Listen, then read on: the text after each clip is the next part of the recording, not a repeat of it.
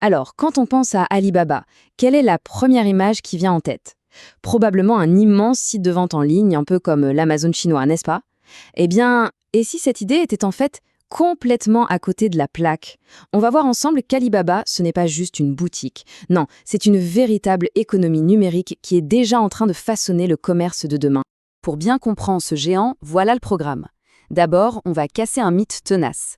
Ensuite, on plongera dans les rouages de son immense écosystème pour voir ce qui le fait tourner, notamment sa fameuse stratégie à deux moteurs. Après ça, on verra comment l'intelligence artificielle est en train de tout changer chez eux. Et on terminera sur leurs ambitions mondiales et bien sûr les obstacles qui se dressent sur leur chemin. Allez, on commence tout de suite par la question que tout le monde se pose. Cette comparaison qui semble si évidente, mais qui, en réalité, nous empêche de voir qui est vraiment Alibaba. Alors, est-ce que c'est juste l'Amazon de la Chine? C'est vrai que la comparaison est facile, elle est tentante, mais en fait, c'est comme si on comparait un seul supermarché avec l'entreprise qui, elle, a construit toutes les routes, tous les entrepôts et même les systèmes de paiement pour tous les supermarchés du pays. Amazon, c'est le magasin. Alibaba, son ambition, c'est d'être l'infrastructure elle-même. Et la clé, elle est là, noir sur blanc, dans leur mission officielle. Faciliter le commerce partout dans le monde.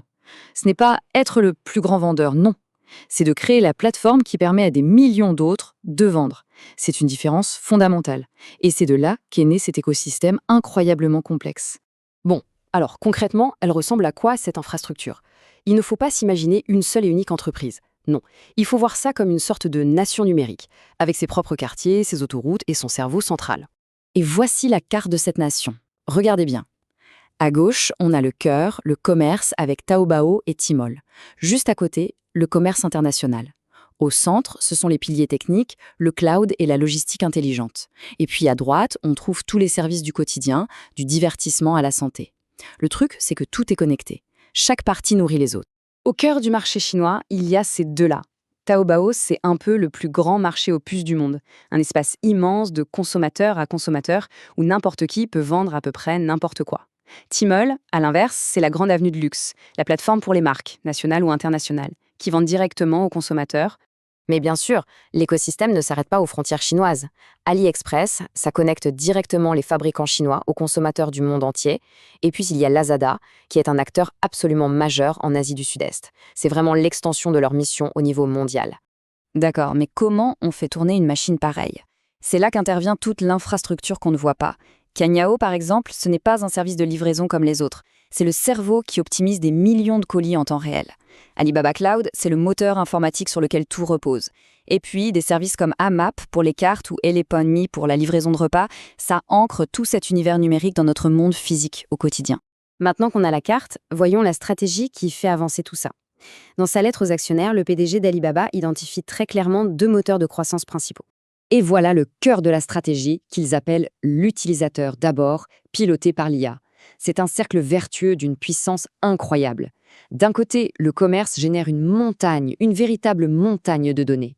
De l'autre, l'IA et le cloud analysent toutes ces données pour rendre le commerce plus efficace.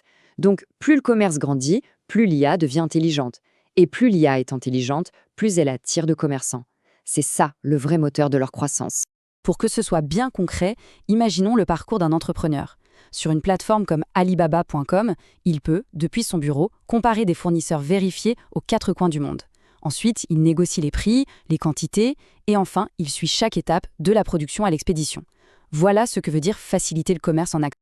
Cette synergie, elle nous amène tout droit vers le futur de l'entreprise. Et ce futur, il repose entièrement sur l'intelligence artificielle. Ce n'est plus un gadget, c'est le nouveau système d'exploitation de tout l'écosystème. Le cerveau de cette opération, il a un nom, QN. C'est leur famille de modèles d'IA. Et là, leur stratégie est vraiment audacieuse. Ils la rendent en partie open source. Pourquoi faire ça? Eh bien, en permettant aux développeurs du monde entier de l'utiliser, de jouer avec, de l'améliorer, ils ne font pas qu'innover en interne. Ils essayent de faire de leur technologie un standard mondial qui va bien au-delà de la Chine. Et ça illustre parfaitement comment l'IA est déjà absolument partout. Elle va personnaliser l'expérience d'achat sur Taobao, optimiser un itinéraire sur leur carte, elle va alimenter les outils marketing des vendeurs et bien sûr fournir des services d'IA très avancés aux entreprises via le cloud. Chaque interaction est rendue un peu plus intelligente. Et attention, ce n'est pas juste du marketing. Le très respecté AI Index de l'Université de Stanford classe Alibaba comme le 3e plus grand créateur de modèles d'IA fondamentaux au monde. Numéro 3, ça les place au même niveau que les géants de la tech américains. Ça montre à quel point leur investissement dans ce domaine est massif. Pour finir, prenons un peu de recul. L'ambition d'Alibaba, elle est clairement mondiale. Mais le chemin pour y arriver, il est semé d'embûches et pas des moindres. L'entreprise elle-même est d'ailleurs très transparente là-dessus. D'abord, il y a la concurrence, qui est devenue absolument féroce, que ce soit en Chine ou à l'international. Ensuite, il y a les tensions géopolitiques, qui compliquent tout, la gestion des données, l'expansion à l'étranger. Et pour couronner le tout, il faut ajouter la pression réglementaire, qui ne faiblit pas, et les menaces constantes de cybersécurité. Forcément, quand on gère un écosystème aussi gigantesque, c'est un risque majeur. Et tout ça, ça nous amène à une question qui est essentielle pour l'avenir. Des entreprises comme Alibaba ne construisent plus seulement des produits, elles bâtissent les fondations même de nos économies numériques.